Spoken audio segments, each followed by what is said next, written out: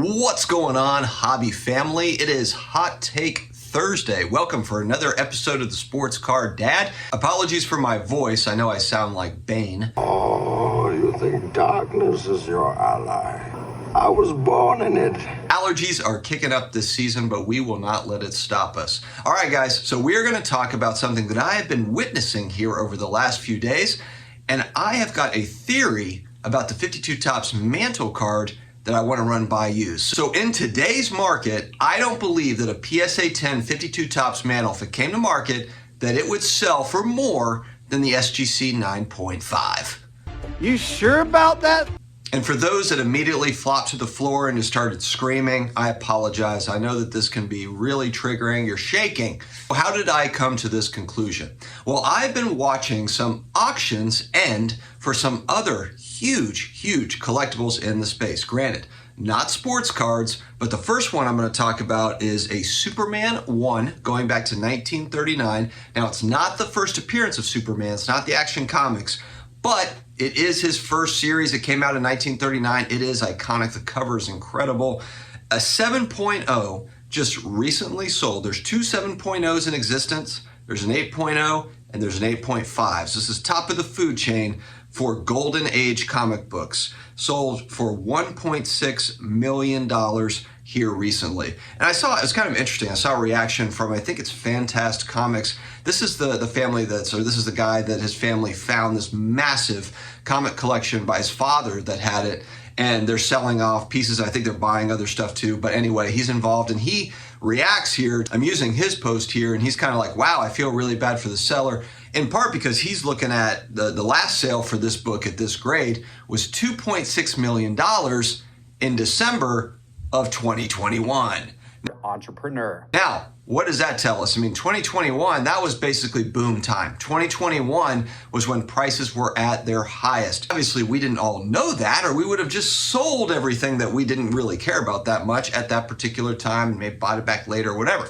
And so 2021 represents kind of that crazy high, all-time highs for the majority of collectibles. Just recently, another sale, granted, graded video games, so very speculative, very new, not the same as vintage baseball cards or even the Golden Age vintage comic book stuff, not the same at all. But a sealed copy of Legend of Zelda: Link to the Past, one of the all-time greatest games ever, sealed copy, what a 9.8 grade, A+ seal. So this is the top tippity top for this particular game. Just an awesome game for the Super Nintendo, sold for $62,000. And again, kind of the same reaction of like, oh man, this would have gone for double if we were talking about 2021. So this now brings us to the 52 Topps Mantle, that SGC 9.5, that beautiful copy that was at the National going back last year on display, sold at the end of August for $12.6 million, end of August of 2022. Now we're almost a year later. What's different? Interest rates have continued to go up, money supply, all that, just the economy contracting. I've heard a lot of people say, oh man, one of those PSA 10 mantles hits the market. If the SGC 9.5 sold for $12 million, then that thing's gonna go for $30 or $40 million.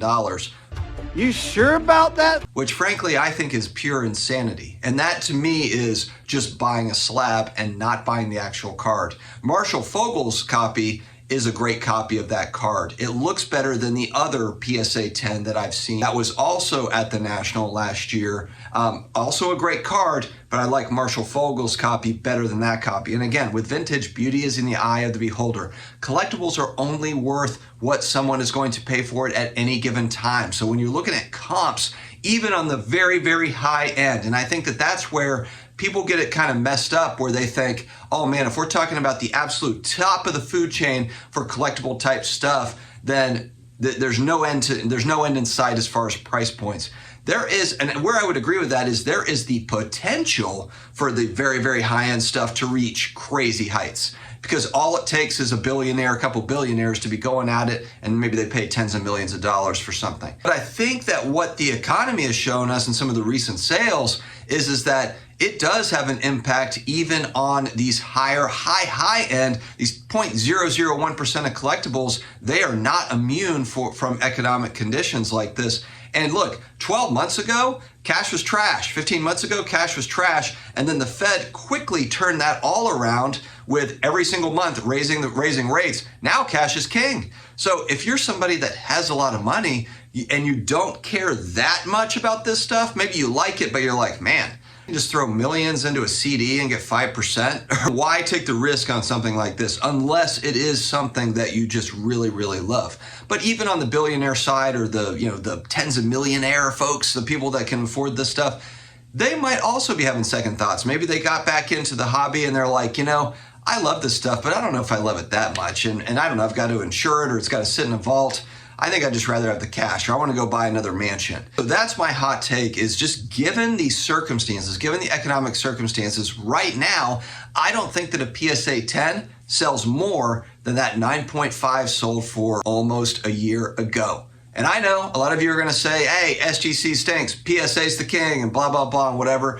I'm just looking at a bunch of different things. I'm looking at a variety of different factors. And yes, maybe that PSA 10 ekes out the 9.5. Maybe it gets 15, 17, 18, maybe even 20 million. But the idea that it would get 30 to 40, 50 million or whatever, some crazy number, yes, it is possible. Again, two very wealthy people going back and forth. They want it, fine. I think the biggest thing is that people just have to finally grasp that 2020, 2021 craziness was an anomaly. It was a blip, even for the higher end stuff. Not just for the low and the mid end, but also the higher end. It was just a blip in history. It's never happened like that before, to where stuff has gone up like that in the collectible space. It just hasn't. It might not ever happen again. I think it probably does happen again, but I think it's going to be a while. I think it's going to be years. It might even be decades. And so we have to keep this all in mind when we're looking at, price points. Oh, this sold last year for this or that or whatever. I think we just need to get used to the new reality that, hey, look, it's just not going to happen the way that it did in 2021. And for those that have been holding this stuff for a long time, it still doesn't matter. You're still way up on, if you've had these grail type items for 5+ years, then you're up. You're way up on all this stuff, even with the corrections and everything else. You are doing just fine. Let me know your thoughts on this. There's always nuance to this conversation. It is a fun debate. Guys, stay healthy, stay awesome, and I will talk to you again later.